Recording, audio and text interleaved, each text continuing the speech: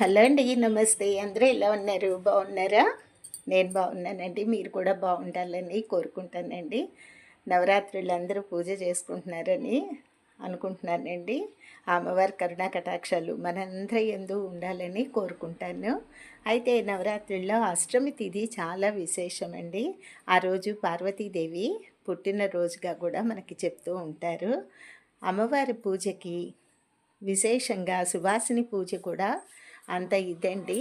ఈ 9 రోజులు చేసుకోలేని వారు అష్టమి తిథి నాడు ఒక ముత్తైదుకు గానీ, ముగ్గురు ముత్తైదులు గాని పిలిచి, వారు ఆ అమ్మ స్వరూపంగా భావించి, వారికి పూజ చేసుకొని, వస్త్రాలు సమర్పించుకొని, తాంబూలము, పూలు, గాజులు, పసుపు, కుంకుమ అన్నీ ఇచ్చి వారి దగ్గర అక్షంతలు వేయించుకుంటే గనక అమ్మవారే వచ్చి వేసింది అని భావన మనకి ఉండాలండి.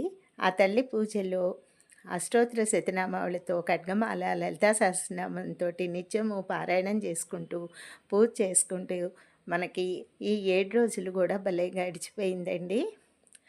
అయితే అష్టమి తిథి చాలా విశేషమండి. ఈ ముందు రోజులు నవరాత్రులలో పూజ చేసుకోలేని వారు అష్టమి తిథి నాడు చేసుకోండి.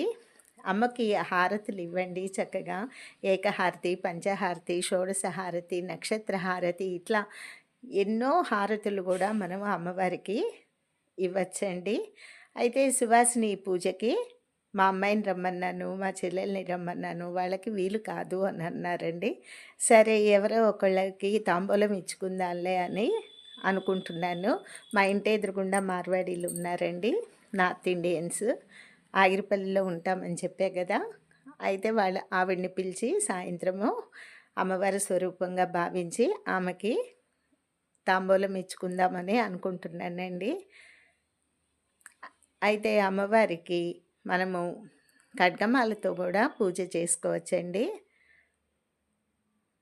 మేము మంచిర్యాలలో ఉన్నప్పుడు కూడా మార్వాడీలు వచ్చి నేను ఏ పూజ చేసుకున్నా కూడా వాళ్ళు వచ్చి హారతులు ఇచ్చి చక్కగా పాటలు పాడేవారండి.